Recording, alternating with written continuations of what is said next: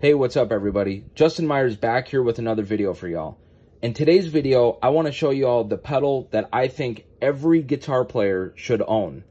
Now, before I go on with this video, please be sure to subscribe to my channel, like the video, and drop a comment down below with what you guys think. I love hearing from y'all. And also, join my Patreon page. That's patreon.com/JustinMyersGuitarist. And I'll also have a Buy Me a Coffee link and a Venmo tip jar and a PayPal tip jar linked down below in the description box. So again, if you guys could help out, any contributions, any support whatsoever really would help me out with this channel. I'm spending a lot of time growing this YouTube channel, and I've been so excited about the growth and just all of these new subscribers. So again, I welcome in all of my new subscribers. And if you're brand new to this channel, you know, I take all kinds of vintage guitars and all kinds of really cool gear. I do concept videos on guitar playing.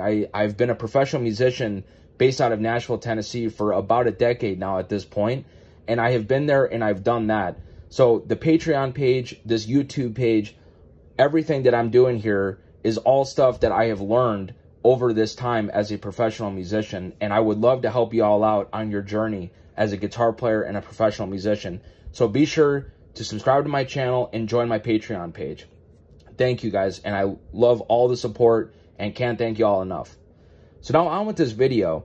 So here is this Line 6 HX Effects.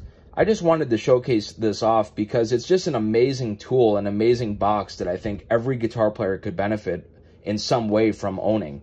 You know, you can really program this thing to do just about anything that you want it to do, and it's so flexible depending on what setup that you are running. You know, whether you're running a MIDI switching amp or if you're running just a straight up deluxe reverb and you just want to have a pedal board platform where you have 6 different effects here. You know, if you want to channel change your Marshall, you could do that off of a TRS cable. And there's just so many ways that you could literally run this thing. It's pretty much endless. So I'm not going to go into all of those details of just every single thing that this thing does.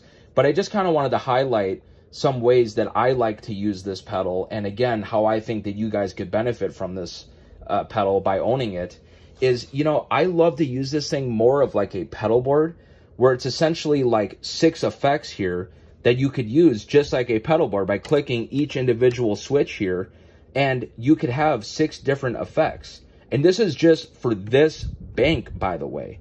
So if you were to bank up and go into another bank of presets, you would have access to another 6 different, completely different effects if you wanted, or if you wanted something similar, or basically however you want to program this thing, you can make it do whatever the hell you want it to do, basically. So it's just really amazing. And for myself as a hired on musician, it's really nice to have the flexibility of something like this, because you can program it depending on the gig and depending on what effects that you actually need. And I tell you, these effects in this thing are very, very usable. They sound great. The delays are great. The modulation is great. And it's just, again, it's just such a useful tool.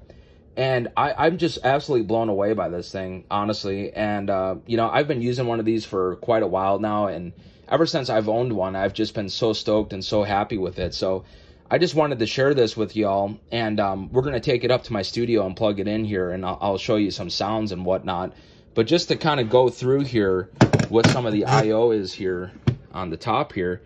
So here is the pedal external amp here. That's like what I was talking about with the TRS, where you could use that in several different ways if you wanted to channel change an amp, or, you know, there's a couple other ways if you wanted to run like an expression pedal or something like that, you would plug into that.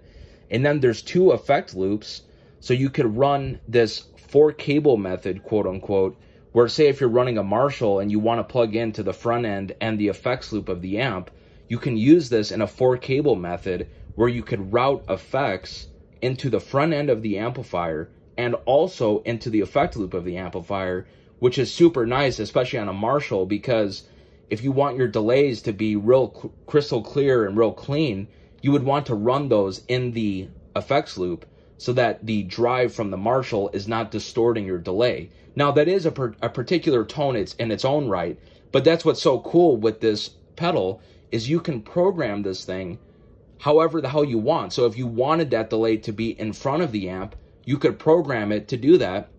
Or if you wanted it to be in the effects loop, you could also do that as well. So it's just a really cool thing and very, very flexible, very versatile. And also with this effect loop, you could also run pedals into this loop as well. So a way that I like to use this is I like to run my drive pedals into the send and return of this, because now I can get the effects out of the HX effects and I can program from within the HX effects exactly where I want to put the drive block, which essentially would be the effect loop block within the signal flow of this pedal. And now I could route a phaser effect before the drives, and I could route, say, a delay after the drive effect. Or if I wanted it to be before the drive, again, you could literally program it however you want. So it just becomes very versatile because you can move it around within the actual signal flow of this device. So it's pretty amazing. And then here is just the stereo inputs and stereo outputs. It's also got MIDI as well.